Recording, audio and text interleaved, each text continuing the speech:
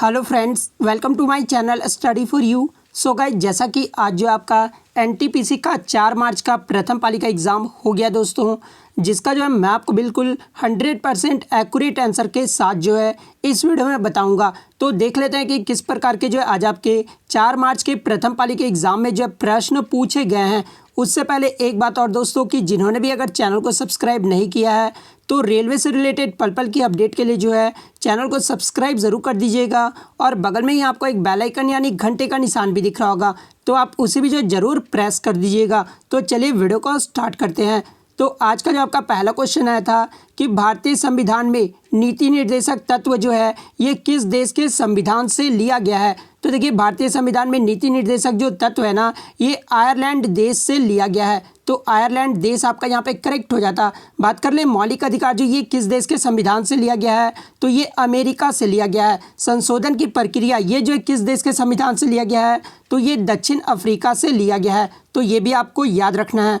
Next question आपका यहाँ पर आया था कि डुरंड रेखा ये जो किन दो देशों के बीच सीमा निर्धारण करती है। तो देखिए, ये जो डुरंड रेखा है ना, ये आपका पाकिस्तान तथा अफगानिस्तान देश के बीच की जो सीमा है उसे निर्धारण करता है। तो पाकिस्तान और अफगानिस्तान आपका करेक्ट हो जाता। बात कर ले मैकमोहन रेखा ये जो है किन देशों के बीच की जो है सीमा निर्धारित करती है, तो ये भारत तथा चीन की करती है। तो ये भी आपको याद रखना है। रेडक्लिफ रेखा ये जो है भारत तथा पाकिस्तान को करता है। तो ये भी आपको याद रखना है। नेक्स्ट क्वेश्चन आपका देखिए, यूएनओ का मुख्यालय कहाँ पर है। तो देखिए, यूएनओ का जो मुख्यालय है ना, ये न्यूयॉर्क में है। तो न्यूयॉर्क जो आपका यहाँ पे करेक्ट आंसर हो जाता। बात कर ले यूएनओ का स्थापना कब किया गया था, तो ये 24 अक्टूबर 1945 को किया गया था। वर्तमान में जो इसके महासचिव कौन है, तो ये एंटोनियो ग्यूटेरेस है। और ये किस देश के निवासी हैं, तो ये पुर्तगाल के हैं। तो ये भी आपको याद रखना है। नेक्स्ट आपका देखिए, निर्मला पुस्तक के लेखक कौन है। तो देखिए, निर्मला पुस्तक के जो लेखक है ना, ये मुंशी प्रेमचंद्र हैं। तो मुंशी प्रेमचंद्र आपका यहाँ पे करेक्ट हो जाता। बात कर ले इसका प्रकाशन कब किया गया था इस बुक का, तो 1927 में इसका प्रकाशन किया गया था। नेक्स्ट क्वेश्चन आपका देखिए, स्वतंत्रता के समय भारतीय राष्ट्रीय कांग्रेस के अध्यक्ष कौन थे। तो देखिए, जब भारत स्वतंत्र हुआ था ना, उस समय भारतीय राष्ट्रीय कांग्रेस के जो अध्यक्ष थे वो जेबी कृपलानी थे। तो जेबी कृपलानी आपका यहाँ पे करेक्ट हो जाता। नेक्स्ट क्वेश्चन आपका देखिए, वित्तीय साक्षरता सप्ताह ये जो है किसके द्वारा ऑर्गेनाइज किया जाता है। तो देखिए, ये जो वित्तीय साक्षरता सप्ताह है ना, ये आपका आरबीआई के द्वारा ऑर्गेनाइज किया जाता है। तो आरबीआई आपका यहाँ पे करेक्ट आंसर हो जाता। बात कर ले आरबीआई के 25वें जो अध्यक्ष है वो कौन है, तो शक्तिकांत दास है। आरबीआई का मुख्यालय कहाँ पर है, तो मुंबई में है। और आरबीआई का जो है स्थापना कब किया गया था, तो 1 अप्रैल 1935 को किया गया था। तो ये सारे फैक्ट आपको याद रखना है।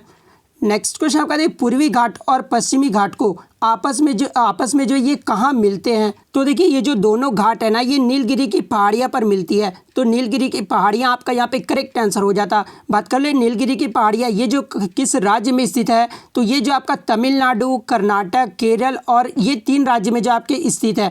और ये पूछा जाता है कि नीलगिरी की सर्वोच्च चोटी कौन सी है। तो देखिए, नीलगिरी की जो सर्वोच्च चोटी है ना, वो दोदा बेटा है। तो ये भी आपको याद रखना है।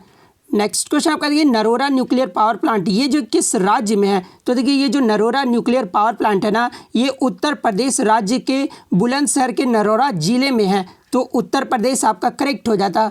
नेक्स्ट क्वेश्चन आपका यहाँ पर आया था कि स्वतंत्र भारत के संविधान सभा के अध्यक्ष कौन थे। तो देखिए, स्वतंत्र भारत के संविधान सभा के जो अध्यक्ष थे ना, वो डॉक्टर राजेंद्र प्रसाद थे। तो डॉक्टर राजेंद्र प्रसाद आपका करेक्ट आंसर हो जाता। अब मैं फैक्ट के बारे में बता दूं जहां से प्रश्न अक्सर पूछे जाते हैं। भारतीय संविधान की प्रथम बैठक कब हुई थी, तो भारतीय संविधान सभा की जो प्रथम बैठक है ना, ये 9 दिसंबर 1946 को हुआ था, जिसमें अस्थायी अध्यक्ष के रूप में जो है डॉक्टर सच्चिदानंद सिन्हा को चुना गया था। और दूसरी बैठक कब हुआ था, तो ये 11 दिसंबर 1946 को हुआ था, जिसमें जो है अस्थायी अध्यक्ष के रूप में जो है डॉक्टर राजेंद्र प्रसाद को चुना गया था। और आपके एनटीपीसी में ये भी पूछा गया है कि संविधान सभा के जो प्रथम उपाध्यक्ष जो ये किसे चुना गया था। तो देखिए, उपाध्यक्ष की बात करें तो डॉक्टर एच.सी. मुखर्जी तथा वी.टी. कृष्णामाचारी को जो है चुना गया था। तो उपाध्यक्ष के बारे में भी आपको याद रखना है। नेक्स्ट आपका यहाँ पर आता है कि राष्ट्रीय मतदाता दिवस ये जो है कब मनाया जाता है। तो देखिए, राष्ट्रीय मतदाता दिवस जो है ना, ये प्रतिवर्ष 25 जनवरी को मनाया जाता है। तो 25 जनवरी आपका यहाँ पे करेक्ट आंसर हो जाता। नेक्स्ट क्वेश्चन आपका यहाँ पर आता है कि एसएलआर का जो फुल फॉर्म पूछा गया था। तो देखिए एसएलआर का जो फुल फॉर्म होता है ना वो स्टैट्यूटरी लिक्विडिटी रेशियो होता है, यानी हिंदी में जो है वैधानिक तरलता अनुपात कहते हैं। तो स्टैट्यूटरी लिक्विडिटी रेशियो आपका यहाँ पे करेक्ट आंसर हो जाता। नेक्स्ट क्वेश्चन आपका देखिए बारदोली सत्याग्रह में सरदार का टाइटल किसे मिला था, या फिर पूछा गया होगा कि वल्लभ भाई पटेल जी को जो है किस आपका सत्याग्रह में जो है सरदार का टाइटल दिया गया था। तो ये बारदोली सत्याग्रह में दिया गया था, और ये पूछा गया होगा तो वल्लभ भाई पटेल फिर आपका करेक्ट आंसर हो जाता। बात कर ले बारदोली सत्याग्रह ये कब हुआ था, तो ये 1928 में हुआ था। तो ये भी आपको याद रखना है। और मैं आपको बता दूं कि सरदार वल्लभ भाई पटेल जी को जो है लौह पुरुष के नाम से भी जाना जाता है। तो ये भी आपको याद रखना है।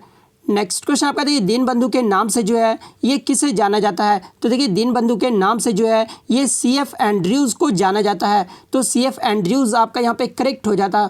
नेक्स्ट क्वेश्चन आपका देखिए 3.5 इंच फ्लॉपी डिस्क की भंडारण क्षमता जो है कितनी होती है। तो देखिए इसकी जो भंडारण क्षमता है ना वो 1.44 MB होता है। तो 1.44 MB आपका करेक्ट आंसर हो जाता। नेक्स्ट क्वेश्चन आपका देखिए which BIMSTEC country is not the part of China Belt and Road Initiative, यानी जो है कौन सा बिम्स्टेक कंट्री जो है वो आपका चाइना बेल्ट और रोड इनिशिएटिव का पार्ट नहीं है। तो मैं आपको बता दूं कि वर्तमान में जो बिम्स्टेक के कितने सदस्य देश हैं, तो 7 सदस्य देश हैं, जिसमें जो है भारत जो है वो आपका चाइना बेल्ट और रोड इनिशिएटिव का पार्ट नहीं है। तो भारत इंडिया जो आपका यहाँ पे करेक्ट आंसर हो जाता। नेक्स्ट क्वेश्चन आपका यहाँ पर आता है कि एप्पल इंक के जो है संस्थापक इनमें से कौन नहीं है। तो देखिए एप्पल इंक के जो संस्थापक थे ना वो आपके स्टीव जॉब्स थे, ठीक है, स्टीव वोजनिक थे और रोनाल्ड वेन थे। ये 3 व्यक्ति जो है आपके एप्पल इंक के संस्थापक थे। और जहाँ चौथा ऑप्शन में जो आपका मार्क जुकरबर्ग दिया हुआ था, तो मार्क जुकरबर्ग जो आपका यहाँ पे करेक्ट आंसर हो जाता। नेक्स्ट क्वेश्चन आपका देखिए भारत में कौन सा सक्रिय ज्वालामुखी है। तो देखिए भारत में जो है वर्तमान में ये बैरन द्वीप जो है सक्रिय ज्वालामुखी है। तो बैरन द्वीप आपका करेक्ट हो जाता। नेक्स्ट क्वेश्चन आपका देखिए भारत के 46वें मुख्य न्यायाधीश कौन थे। तो देखिए भारत के जो 46वें मुख्य न्यायाधीश थे ना वो रंजन गोगोई थे। तो रंजन गोगोई आपका यहाँ पे करेक्ट आंसर हो जाएगा। और आपको कमेंट करके जवाब देना है कि वर्तमान में 47वें जो मुख्य न्यायाधीश हैं वो कौन है, ये जो आपको कमेंट करके जरूर जवाब देना है। नेक्स्ट क्वेश्चन आपका देखिए अटल पेंशन योजना में मिनिमम मासिक राशि धनराशि जो है वो कितनी दी जाती है।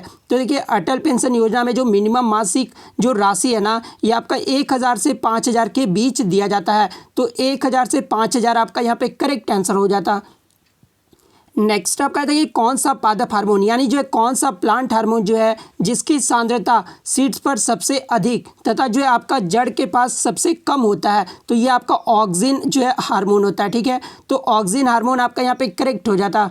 नेक्स्ट क्वेश्चन आपका यहाँ पर आता है कि लोहे को जंग से बचाने के लिए किसका लेप चढ़ाकर जो है गैल्वेनाइजेशन किया जाता है। तो देखिए लोहे को जंग से बचाने के लिए जो है ये जिंक की परत चढ़ाकर जो है वो किया जाता है। तो जिंक की परत जो आपका यहाँ पे करेक्ट आंसर हो जाता। नेक्स्ट क्वेश्चन आपका यहाँ पर आया था कि दिशा मिशन किस मंत्रालय द्वारा लॉन्च किया गया था। तो देखिए ये जो दिशा मिशन जो है ना ये आपका इलेक्ट्रॉनिक्स व IT मंत्रालय के द्वारा जो है वो लॉन्च किया गया था। तो इलेक्ट्रॉनिक्स व IT मंत्रालय आपका यहाँ पे करेक्ट आंसर हो जाता। बात कर ले इसे जो है कब लॉन्च किया गया था, तो ये 21 अगस्त 2014 को लॉन्च किया गया था। तो ये भी आपको याद रखना है। दिशा का फुल फॉर्म क्या होता है, तो डिजिटल साक्षरता अभियान होता है। तो फुल फॉर्म भी आपको याद रखना है। नेक्स्ट क्वेश्चन आपका देखिए तत्व की परमाणु संख्या ये जो है किसके बराबर होती है। तो देखिए तत्व की परमाणु संख्या जो है ना वो प्रोटॉन और इलेक्ट्रॉन दोनों की बराबर होती है। तो आपके ऑप्शन में बच्चे बता रहे थे कि प्रोटॉन ही दिया हुआ था। तो प्रोटॉन जो आपका यहाँ पे करेक्ट आंसर हो जाएगा। और प्रोटॉन और इलेक्ट्रॉन अगर साथ में दिया होगा तो वही जो आपका फिर करेक्ट आंसर हो जाएगा।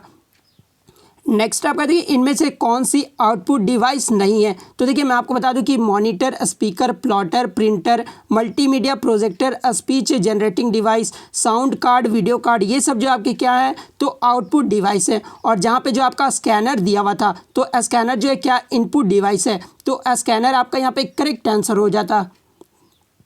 नेक्स्ट आपका देखिए सर्वेंट ऑफ इंडिया सोसाइटी की स्थापना जो ये किसने किया था। तो देखिए सर्वेंट ऑफ इंडिया सोसाइटी की जो स्थापना है ना ये गोपाल कृष्ण गोखले के द्वारा किया गया था। तो गोपाल कृष्ण गोखले आपका यहाँ पे करेक्ट आंसर हो जाता।